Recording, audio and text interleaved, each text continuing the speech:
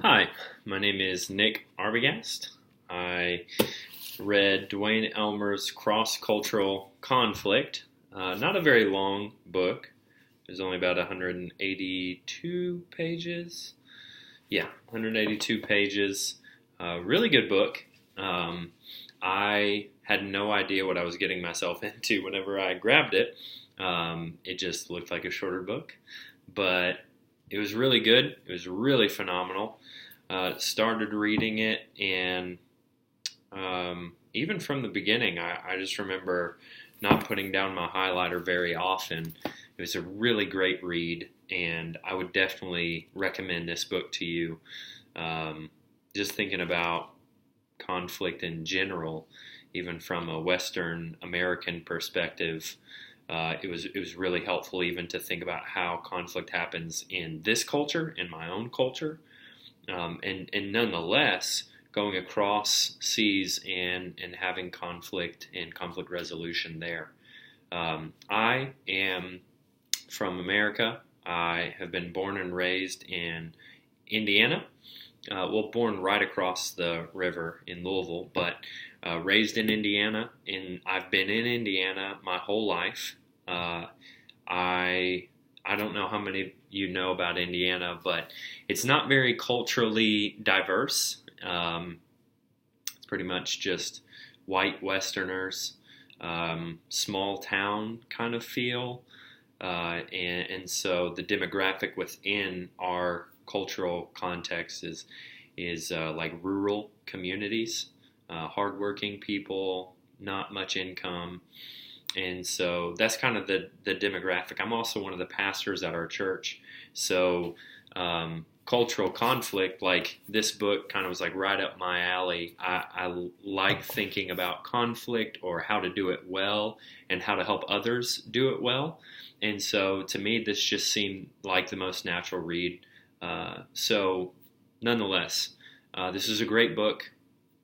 And kind of just to give you the outline of Elmer's arguments, he kind of starts off by identifying the American way of having conflict and showing how that isn't in opposition per se, but it's very different than the rest of the world.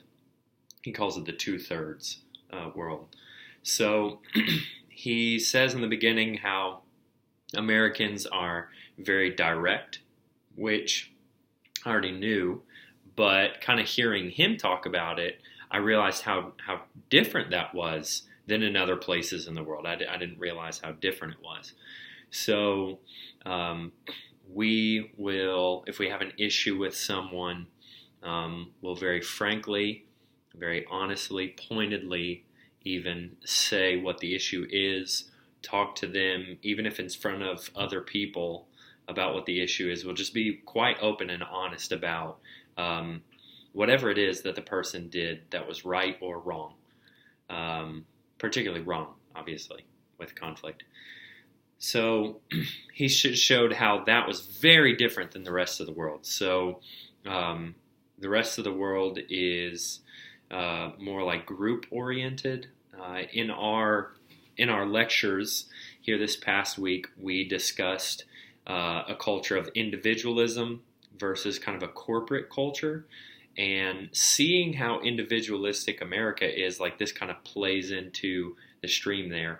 And the other combination that we have going on is that not only are we individualistic, and not only do we do conflict a very certain way, a very particular way, that's also wedded with a kind of egocentric ethnocentrism, where we think that our way is the best way, it's the right way, it's just what we do. And as we talked about in past lectures, listening to the professor talk about how we've got to let the Bible dictate what's right and wrong, and then be open to see some things in other cultures, or to dictate what's right and wrong for some other things where the scriptures aren't necessarily black and white about those things. Like I think my discussion group talked about how to handle marriages and just things of that nature, or how to talk politics, stuff like that. So, anyways, I digress. The point being is Americans do things a very particular way, and we tend to typically think, Westerners per se, that that's the best way. It's our way or no way. And Elmer was pointing out how we all have heard of classic examples of missionaries who've gone overseas with this kind of attitude and have really not had much gospel success with it. As a matter of fact, that's not going to set you up for gospel effectiveness. And so he's essentially taking the idea of like, listen, he was somebody who was a missionary who went to the field he's obviously an American. I guess I didn't say that, but he's an American. And what he did is he went and lived his life on the mission field, and he's coming back and he has a lot of things to say about how he processed different things, particularly in Africa when he went and preached quite often, how they would deal with things and how they would talk through things and how he would just really struggle. So it was really personally written and it was very direct. It was just really good. I can't say that enough, how good the book was. Like you would really enjoy it. I know I did. Asking piercing questions throughout and giving really good examples and stories. So anyways, he shows about 5 different ways that Americans typically handle conflict or different resolutions to conflicts. Whether it be like a win-lose situation or a win-win situation or just different compromises that we'll take. So he lines out about 5 of those, what Americans will do, and then he says he obviously believes that win-win would be the best way to do that. But then how do we go about that in the two-thirds world? How does something like a win-win in conflict, how does that happen? How would we go about doing something like that? And what he proposes is that we confront one another, but in a very different way. So in a non-Western way, if we're not with other Westerners. So the rest, this book is in 3 parts. The first part is really heavy about like how you see the Western world doing things.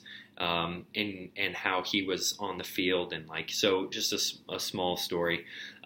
He was in Africa preaching the gospel and he went to the petrol station, so gas station, and he's pumping gas and he was also trying to get to his preaching engagement, and he asked the guy behind the counter, hey, where is this place? And he said the place, and the guy behind the counter, he just thought about it for a quick moment and then gave him an answer. It might be like turn right up here at the fork and then go left and right, then left, left, left, then right. Near there. That was, whatever. And so he followed the directions and it got him completely lost. And he was so angry. He was like, did he not understand what I was saying? And he said that this happened to him like 4 or 5 different times. So it wasn't just this one time at a petrol station. Like, it was repeatedly, this kept happening. And he was like, are these gas station workers, do they just like hate me? Is it something I'm doing that's wrong? Like, what is going on? But then he realized in West Africa, where he was, it was a highly community-based, not individualistic, where relationships are valued over truth. And here in the West, like, he was quite piercing, asked the question, like, what do you think's a greater sin? Like, breaking relationships with people or being dishonest? Which one's the worst sin? And he pointed out that, like, if you're a Westerner, you probably answered, like, oh, breaking honesty. That would be the worst, being dishonest. Whereas in 2/3 part of the world, it'd be, oh, no, can't break relationships. So in order to save face, in order to save relationships, the petrol attendant, all 4 or 5 different times, didn't want to be shamed, and so they told him a different way to, or just a way to go, so that way they wouldn't be shamed. And he pointed out how the issue there in most places, 2/3 of the world, they said, in this shame, what I'm talking about is like an honor-shame culture in this relationship, where they value relationships more than where we value like truth. So it was really interesting. He said that to be shamed, literally in some cultures, how you would say it is to lose face, or to like have your face torn off. So it's like it's obviously that sounds very painful, and I think here in America we understand what it means to save face, but it's much more of a shameful thing. It's a very deep and cutting thing, and even in some cultures, to lose face would be even to the detriment of like to themselves. Like they may even do something so drastic, he pointed out, as one might take their own life. So it's just a really big deal is what he's saying. And so he says that story, and I say that story to say, like, when we go over to different cultures, we have to be very careful and understand what the culture values and how they do conflict well. He tells another story of how there was an issue with one worker, and how what the leader did in this team, instead of singling out this one worker that was doing wrong, he addressed the group and told the group that we all need to start working harder in this one area. We're doing great in so many things, lists the many things, and says, but hey, as a team, we need to step up in this one way. And instead of just singling that one person out and bringing them much shame and lose face concept, it's like an accountability where the person will realize, oh, I want to better the group. And so he said that the situation was even fixed there. He gave several accounts of that. So anyways, the point being is Section 1 was all about like the American way to do things. Section 2 was all about how the two-thirds world would deal with conflict and conflict resolution. And he talked about what I talked about, like group accountability, but he also talked about how you could tell stories.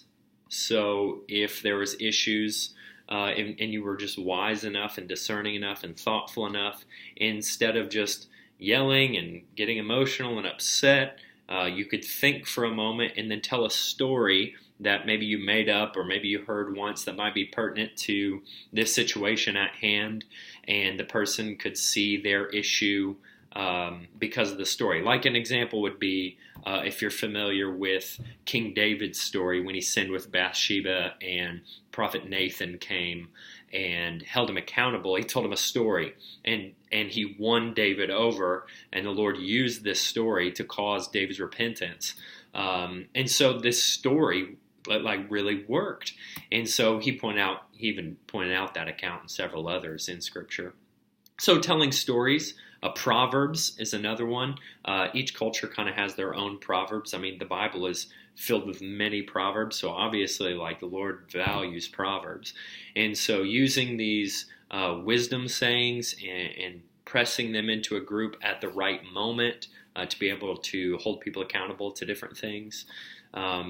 This is all what this second portion of the book was all about.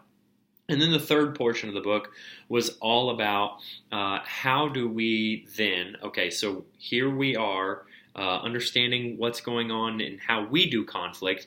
Middle, how other cultures handle conflict. And then third, okay, so then with those two things being realities, like how do we preach the gospel?